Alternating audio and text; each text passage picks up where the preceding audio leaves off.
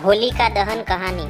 होलिका दहन होली त्योहार का पहला दिन फाल्गुन मास की पूर्णिमा को मनाया जाता है। इसके अगले दिन रंगों से खेलने की परंपरा है, जिसे धुलेडी, धुलड़ी, धुलेटी और धुली आदि नामों से भी जाना जाता है। होली बुराई पर अच्छाई की विजय के उपलक्ष्य में मनाई जाती है। होलिका दहन, जिसे छोटी होली भी कहते हैं, उसके अगले दिन पूर्ण हर्षोल्लास के साथ रंग खेलने का विधान है और अबीर, गुलाल आदि एक दूसरे को लगाकर व गले मिलकर इस पर्व को मनाया जाता है। नारद पुराण के अनुसार आदि काल में हिरण्यकश्यप नामक एक राक्षस हुआ था।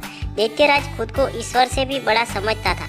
वह चाहता था कि लोग केवल उसकी पूजा करें, लेकिन उसका खुद का पुत्र प्रहलाद परम विष्णु भक्त था।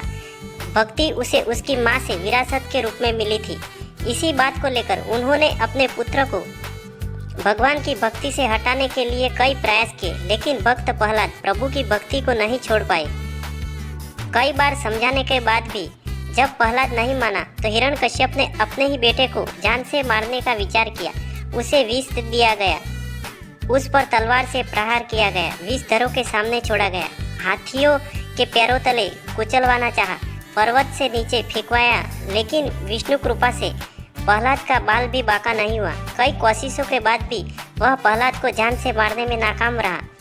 बार बार मारने के प्रयास होने पर भी वह प्रभु कृपा से बचता रहा। इसके बाद उसने अपनी बहन होलिका से मदद ली, जिसे यह वरदान प्राप्त था कि वह आग में भी नहीं जलेगी। भक्त प्रहलाद को गोद में लेकर होलिका चिता पर बैठ गई। यह सब कुछ देखकर भी प्रहलाद तनिक भी विचलित न हुआ। पूरी श्रद्धा से वह भगवान विष्णु का नाम जपता रहा। परंतु होलिका का यह वरदान उस समय समाप्त हो गया जब उसने भगवान भक्त प्रहलाद का वध करने का प्रयत्न किया। इस प्रकार प्रहलाद को मारने के प्रयास में होलिका की मृत्यु हो गई। होलिका अग्नि में जल गई, परंतु नारायण भगवान की कृपा से प्रहलाद को कुछ भी नहीं हुआ।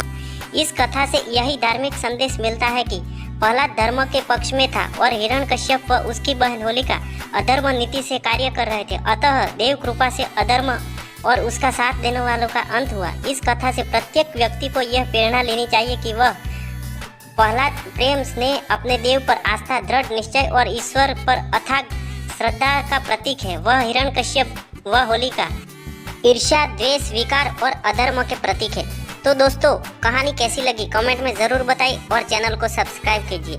दिल से धन्यवाद।